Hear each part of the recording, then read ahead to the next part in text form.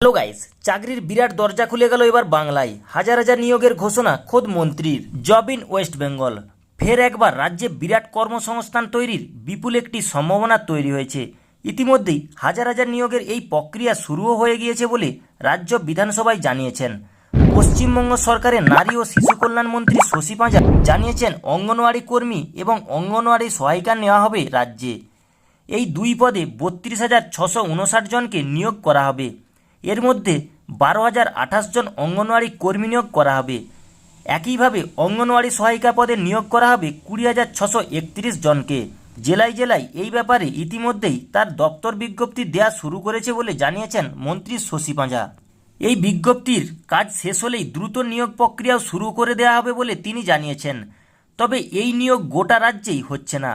উত্তর দিনাজপুর এবং শিলিগুড়ি বাদ দিয়ে অঙ্গনওয়াড়ি কর্মী এবং অঙ্গনওয়াড়ি সহায়িকাদের নিয়োগ করা হবে বলে জানিয়েছেন মন্ত্রী। ইতিমধ্যেই রাজ্যের আরও বেশি কর্মসংস্থান তৈরির লক্ষ্যে নানানবিধ প্রকল্প হাতে নিয়েছে মমতা বন্দ্যোপাধ্যায় নেতৃত্বাধীন সরকার।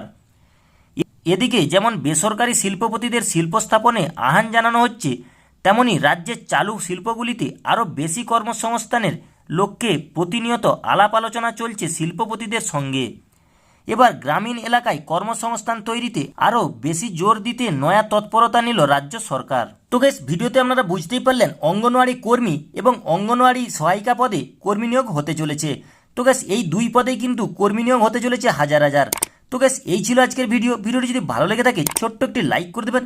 আর গাইস, এরকমই নতুন নতুন ভিডিওর নোটিফিকেশন সবার আগে পাওয়ার জন্য চ্যানেলটি সাবস্ক্রাইব করে রাখবেন।